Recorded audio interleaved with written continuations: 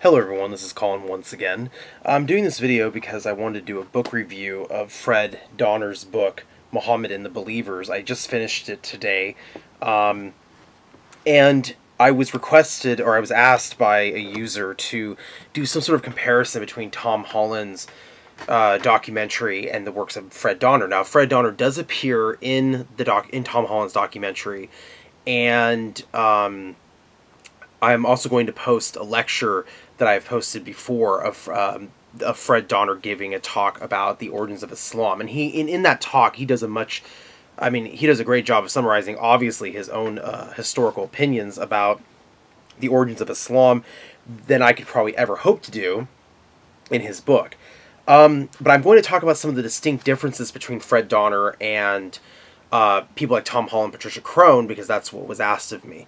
In a nutshell, I would say that Fred Donner, and he says this in Tom Holland's documentary, there's a moment in the documentary where they're talking about the location of Mecca. Did Mecca exist prior to a certain point? Because there really is no mention of Mecca in the most ancient sources, and there really isn't any institutionalization, if you will, of Mecca as being the location of the Hajj pilgrimage and being the sanctuary. Until several years after the death of Muhammad. And so Tom Holland's asking Fred Donner this question of, well, if Mecca isn't the location of the sanctuary, where is the sanctuary? And Fred Donner basically says, well, if you're going to follow that line of reasoning, you'd have to come up with an alternative theory about where the sanctuary was if it wasn't at Mecca originally. And Fred Donner says, why would you want to do that? And then it cuts to Patricia Crone saying, well, we would want to do that. We would want to do that because that's what we do as critical historians. If history can be viewed as a science, we would have to then think of an alternative and test that hypothesis, just like you would do if you were doing an experiment in biology or any sort of science, chemistry, and you messed up. You try again. You do an alternative. You think of a different hypothesis. This is the scientific method, if you will. But I think Fred Donner's response is a good intro to his views. He says, why would you want to do that? Because about half of the text in this book is his summary of the traditional origin narrative of Islam, how Islam started, the traditional views of the first two civil wars in Islamic history, the expansion of the Muslims into the outer regions outside of Arabia. These are all, I don't want to say taken for granted, but he has no reason to completely drop-kick them to the curb. What he attempts to do in this book is he gives a fair balance to the non-Muslim and Muslim sources. He admits at the very beginning that the sources that we should probably be paying closer attention to get a clear picture of the early movement are the non-Arab sources of the 7th century and up to, the 8th century. Mainly because they are the earlier sources. So when you're studying history critically and with the historical methodology, on academic level, historians want to look at the earliest sources. So they look at the earliest sources, which just happen to be non-Muslim. And as I've said in past videos, they paint at times a different picture than what the hadiths and the Sirah and some of the military or conquest literature, which were penned several hundred years later, there's a conflict of these two views.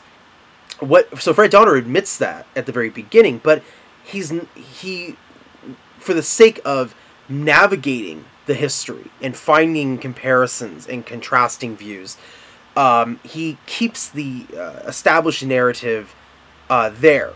For convenience, is how I interpreted his reason for this. However, that is not to say that he completely accepts the Hadith literature without question. He mentions the fact that they were not written down and canonized until several hundred years later, right around the time of the Sirah literature. Like Tom Holland, he thinks that, let me back up. Unlike Tom Holland, this is what Fred Donner's initial thesis is in this book. His core thesis is that at the very origin of Muhammad's prophethood, there was something called the Believers movement. He mentions that the term al-mu'minin, the believers, is something that is used in the Quran, there are more instances of that word than Muslim or Islam. And he mentions that in some of the earliest literature, they're referred to as believers. This emphasis of Islam being the name of the religion and Muslim being the name of the person following that religion crystallizes later. So he shows through these earlier sources that there seems to be an indication of a believer movement, is what he calls it, and that they were willing to integrate Jews and Christians as believers into the movement if they could accept that Muhammad was a prophet, and that, or at least accept theologically. Actually, forget what I just said about accepting Muhammad as a prophet. It was the idea that they could accept accept some of these core monotheistic values and teachings, right? And this is corroborated, according to Fred Donner, by looking at the Quranic texts and these early sources. You actually have corroboration of this. The early sources, historical sources, which again are not Arab in origin, or at least not, the Arab believers. Their origin is not with this group. These are non-Arabs viewing the Arabs coming out of the Arabian Peninsula.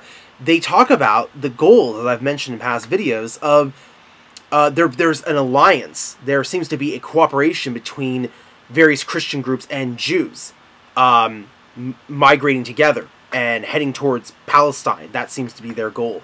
So there was more of this openness and toleration. The definition of what was meant to be a true believer was something that was rather open to a variety of different groups. If you just met this minimum mark, you were included into the believing movement.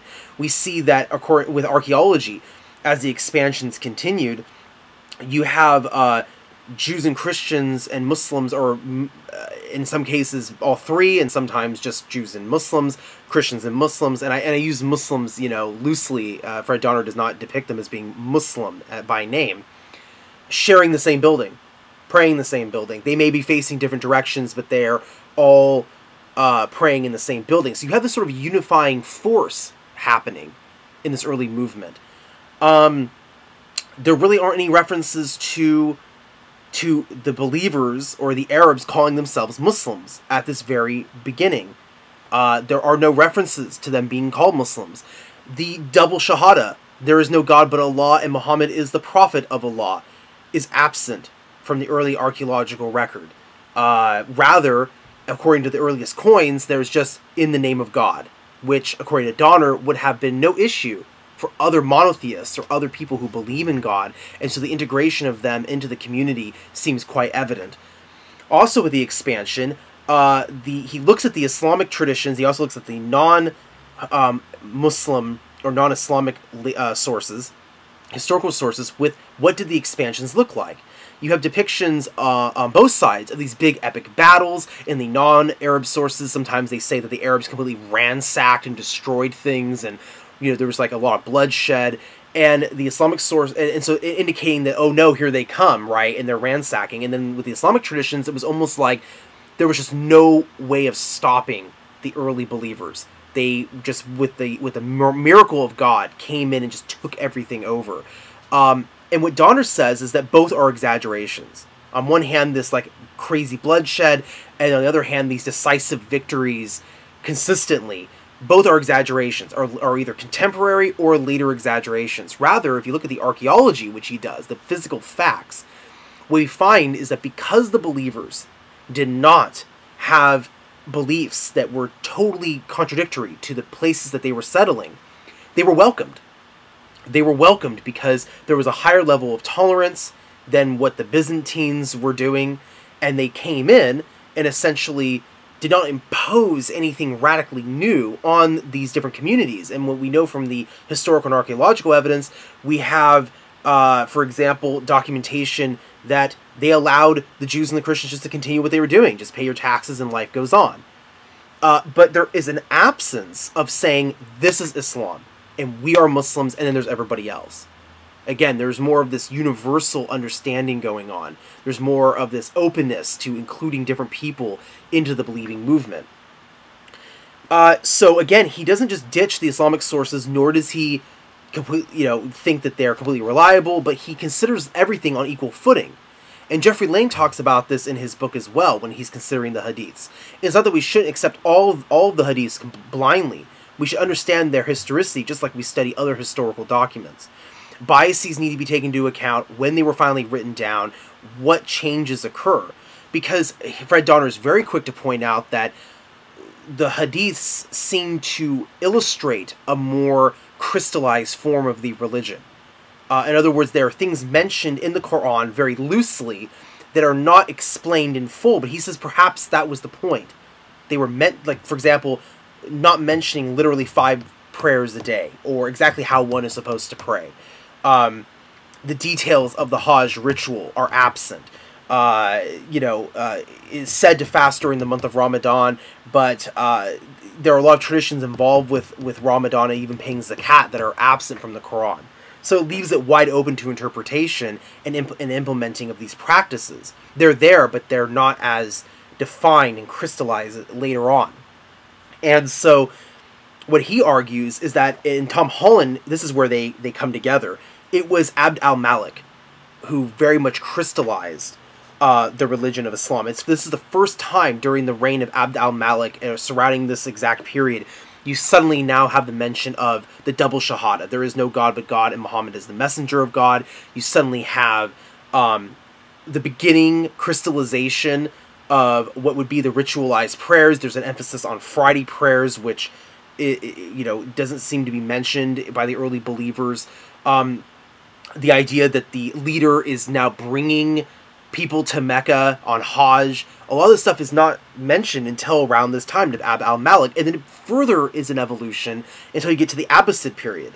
Because it's no coincidence that suddenly this distinction of Islam being the religion, or Muslims being the followers of this religion, suddenly the cohesiveness or the inclusion of other people into this movement, suddenly we have a distinct religion that is finally distinct from Christianity and Judaism. Because you have theologians of the time that were trying to debate with sort of rogue Christian groups or Jews. And when it comes to the Saracens or the Arabs, there's hardly any debate going on. They just, they believe in one God and they have some laws.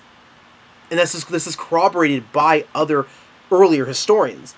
It isn't until the time that the hadiths are written down, that the seers are written down, that we have a distinct mention of Islam and Muslims and the Quran as the authoritative document until 200 years after the fact. All this happens right around the time of the Abbasids.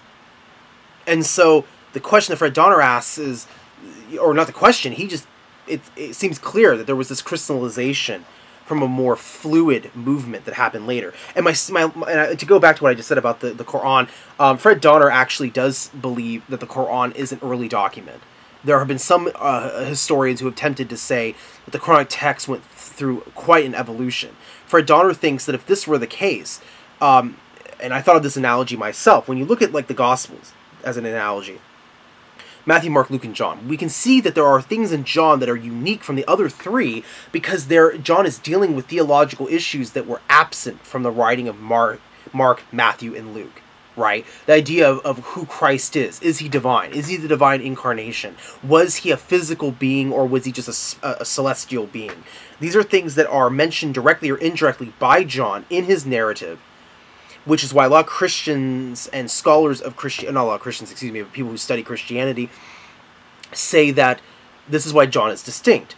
Well, if the Quran went through a similar evolution, as some historians say, we would expect to find in the text references to the dogma or the doctrinal debates that we know happen, such as predestination and free will, and how should one pray, and the different madhabs and their different views that were mentioned later on, past the earliest years. If that was the case, we would expect to find someone who had a certain opinion, perhaps insert their opinion into the Quran itself, to sort of say, well, hey, look, God said it was this way, right? And there you go. But even with Hajjaj, and Hajjaj is mentioned by Fred Donner in this book, there really isn't this huge thing of saying, oh, the Quran was changed. So this indicates by Fred Donner that the Quran is a consistent document that, yeah, sure, vowels may have been added or what have you, but it's a consistent document from the very beginning. And this is something that flies in the face of even some of the most skeptical historians or readers or laymen. And so I'm trying to think of anything else to say. I guess, again, he puts this huge... Oh, and the whole thing about the caliph... Oh, this is another interesting thing. So a lot of the coins, the believers had no issue just using the same style as the Byzantine and Zoroastrian or Sasanian coins, which is why you have depictions of the rulers with just like maybe like just the one reference, there's no God but God. But it isn't until Abd al-Malik that we have coins like this, where again the idea of iconography is slowly going away. This is like one of the last actual images of a person, but then it's being replaced by this with just script. So the idea of not having images at this point is being enforced by Abd al-Malik. The idea that the caliph is the term that's replaced by the Amir al-Mu'minin, which is the earlier statement. The caliph or caliph of Allah, and this is mentioned by Patricia Crone as well, becomes the replacement. The building of the Dome of the Rock, and then having this proclamation of anti-Trinitarianism. This is all done under Abd al-Malik. Again, the elaboration of religious practices is clearly seen during the Umayyad period, and then later into it's crystallized during the Abbasid period. So yeah, this emphasis on Muslim Islam, these are all things that happened post the Second Civil War. Emphasis on an Arab movement occurs during the Umayyad period. But yet he does say that there, of course, is still this close relationship even after the Umayyads. You have Jews and Christians that have prominent political roles in the early movement, even during the Umayyad and Abbasid period. So he doesn't say that suddenly it was like a dichotomy occurred, Islam and everybody else. Although there were Muslim scholars that perhaps held that view, at least at this early period, and even later, it wasn't a clear dichotomy, at least exactly. But also, we suddenly have historians around the writing of the Hadiths and the Sirah who suddenly notice this thing called Islam, and that the followers are Muslims, because their writings indicate that they are now turning towards this other faith. Prior to that, it was just the Arabs, and that they were monotheist, and that they followed certain rules. And they seemed to have a kinship with Jews, and to some extent Christians, but it was a lot more inclusive than, as I said. So that's one of Fred Donner's major parts of his book. His thesis is to that extent.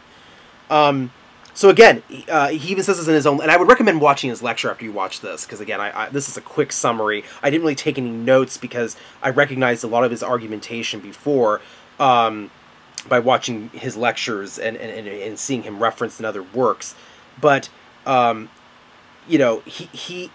guess I appreciate his willingness to kind of take a middle ground between he looks at all the historical sources on equal footing. He doesn't try and put the hadiths above the other historical sources or vice versa, but he's willing to admit that obviously there was an evolution that occurred. So, again, do I agree with him 100%? I don't know. Again, this is just one book out of many that I'll be reading, but I think it's refreshing to hear another voice, because he's not just tossing the Islamic sources, but he's willing to say that, look, they were written down much later, and that needs to be taken into account, and that there seems to be this evolution until we get to the organized religion. That's like the key thing here. It was a loose belief system prior under the believer movement, and then later on we suddenly have, well, this is Islam and these are Muslims. And he admits, even in his lecture, this is obviously going to fly in the face of the established origin narrative or the established understanding of how Islam came about. But he thinks also that this is a hopeful reminder, because if we can peel back the evolution of the religion, we can kind of get back to a more clear and maybe pure form of what the Prophet Muhammad, may peace be upon him, actually preached, and how the earliest strata of believers understood their religion. And I think that is something he thinks is actually rather hopeful, and perhaps closer to what we conceive as being the true origins of the faith. So this is just for your consideration. Check out the book if anybody's interested. I'll probably be making subsequent videos about other books that I'm reading that offer a sort of close to the historical reading of the earliest sources of the origin of Islam. Thank you all for watching. Assalamu alaikum wa rahmatullahi wa barakatuh. May the peace and blessings of Almighty God be with you all. Peace.